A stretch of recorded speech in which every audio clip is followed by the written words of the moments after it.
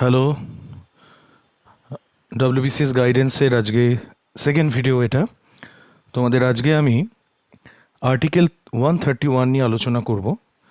Article 131 নিউজে এসছে এবং তোমাদের যে কোনো পরীক্ষার জন্য ইম্পর্ট্যান্ট কারেন্ট অ্যাফেয়ার্সের একটা পার্ট। কেন এসছে, কী জন্য এসছে সেটা নিয়ে আলোচনা করা এবং সে সম্বন্ধে কিছু বলা। কেরালা হচ্ছে ফার্স্ট স্টেট ভারতবর্ষের যারা সিএএ সিটিজেনশিপ অ্যামেন্ডমেন্ট অ্যাক্টকে চ্যালেঞ্জ জানিয়েছিল। সেন্ট্রাল একটা ল তাকে চ্যালেঞ্জ জানিয়েছে।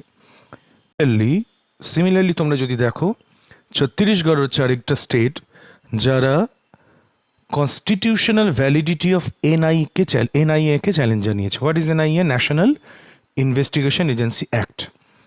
এরা দুজন যে চ্যালেঞ্জ জানালো সুপ্রিম কোর্টে, এটা কনস্টিটিউশনের কোন আর্টিকেল অনুসারে? Article 131 of the constitution.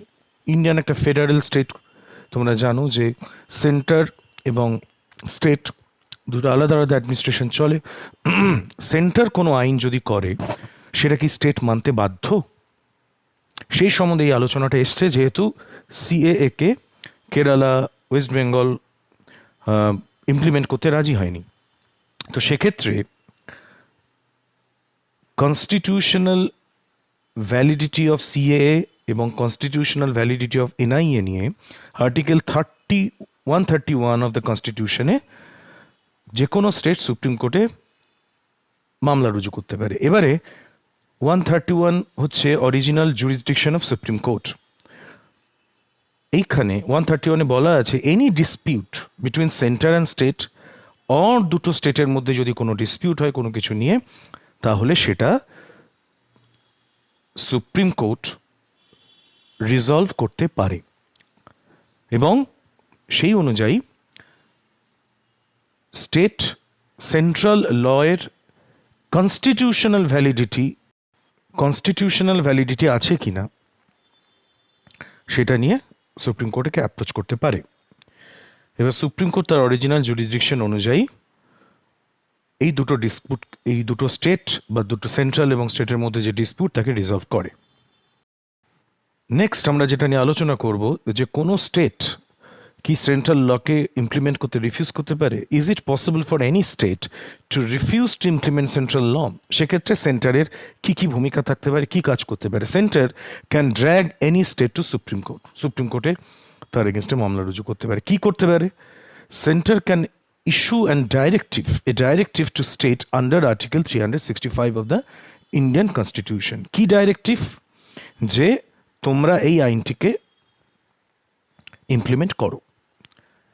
This directive is coercive in nature. Coercive মানে শাস্তিমূলক to some extent. কারণ if this directive is not enforced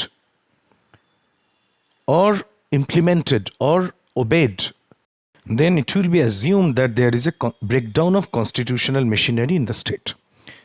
কি রেজাল্ট হতে পারে তার? Then president's rule can be imposed in a state. Centre আর কি করতে পারে? Centre can drag the state to supreme court. Supreme কোর্টে যখন মামলা রুজু করা হলো, তখন সুপ্রিম কোর্ট কি করতে পারে? ইনজাংশন জারি করতে পারে। Supreme court can issue a permanent injunction. It can order the state to implement the law. যদি স্টেট সেই ইনজাংশন না মানে, then it will be assumed as contempt of court. What is the contempt of court? That is wilful disobedience of court's order. সেই সময় supreme court can haul up, অর্থাৎ ডাকতে পারে chief সেক্রেটারিকে, কোর্টে এনে তা জবাবদিহি করতেই পারে। অর্থাৎ চিফ সেক্রেটারি কেন? Chief secretary is solely responsible for any implementation of central law. তোমাদের এটুকু জানতে হবে। আর মাথায় রাখতে হবে যে আর্টিকেল যেটা নিয়ে আমরা আলোচনা করছি 131, তাতে কিন্তু হাইকোর্টের কোনো রোল নেই প্লে করবার। যা কিছু রোল আছে সুপ্রিম কোর্টের রিজলভ করবার এখানে পাওয়ার রয়েছে, ইন্টারস্টেট ডিসপিউট অথবা সেন্টার স্টেট ডিসপিউট। আর কি করতে পারে? আর কি মনে রাখতে হবে? যে কোনো লকে কোর্ট কি বলতে পারে? আনকনস্টিটিউশনাল।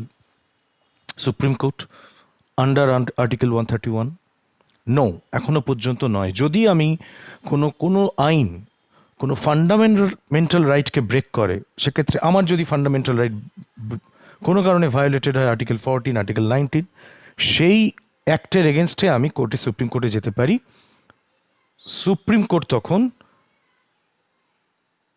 আন্ডার আর্টিকেল 32 আমি যেতে পারি, সুপ্রিম কোর্ট তখন সেই অ্যাক্টটাকে আনকনস্টিটিউশনাল হিসেবে ডিক্লেয়ার করতে পারে। আর্টিকেল 131-এ সুপ্রিম কোর্টের এখনো পর্যন্ত সে পাওয়ার নেই যে সে কোনো সেন্ট্রাল আইনকে আনকনস্টিটিউশনাল বলবে। এই নিয়ে বিহার এবং ঝাড়খণ্ডের মধ্যে একটা মামলা চলছে বহুদিন ধরে। সেই মামলার রেজাল্ট অনুযায়ী এই স্টেটমেন্টটা আমরা বলতে পারবো যে আর্টিকেল 131 অনুযায়ী সুপ্রিম কোর্ট কোনো সেন্ট্রাল লকে আনকনস্টিটিউশনাল বলতে পারে কি না, কিন্তু এখনো পর্যন্ত যতক্ষণ না সেই রেজাল্ট আসছে সুপ্রিম কোর্ট থেকে, আমরা এটা মনে রাখবো যে as per article 131 supreme court কোনো সেন্ট্রাল লকে আনকনস্টিটিউশনাল বলতে পারে না। তো 131 নিউজে কেন এসেছিল সেটা জানালাম। সিএএ নিয়ে মেনলি কোন স্টেট ফার্স্ট অপোজ করেছে জানালাম। আর্টিকেল 131-এর আন্ডারে সুপ্রিম কোর্ট কী করতে পারে, সেন্টার কী করতে পারে, আমাদের স্টেট কোন অ্যাক্টের উপর ভর করে সুপ্রিম কোর্টে যেতে পারে সেটা জানালাম।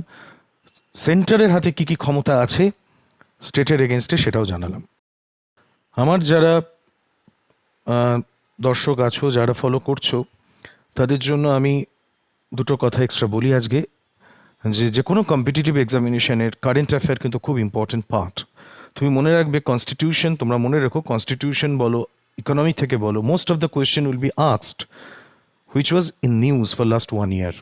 সুতরাং কনস্টিটিউশনে যে আর্টিকেলগুলো বা যে প্রভিশনসগুলো আছে সবই ইম্পর্টেন্ট ইন জেনারেল, কিন্তু প্রশ্ন সাধারণত হয় কারেন্ট অ্যাফেয়ার্সে যেগুলো আসছে, যে আর্টিকেলগুলো আসছে, যে প্রভিশনসগুলো আসছে সেগুলোর থেকে। সুতরাং আমরা current affair based economy constitution কিন্তু পড়তে হবে।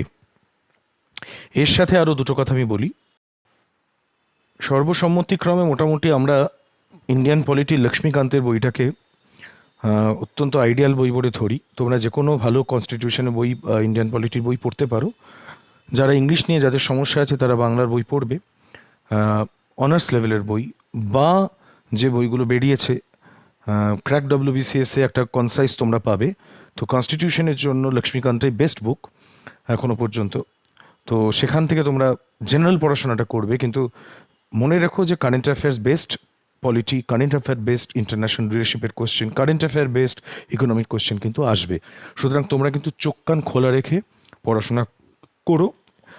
আমার এখানে যেই আর্টিকেলগুলো বা যে ইস্যুগুলো মনে হবে ইম্পর্টেন্ট, আমি আস্তে আস্তে ছোটো ছোটো ভিডিওতে আলোচনা করে দেব।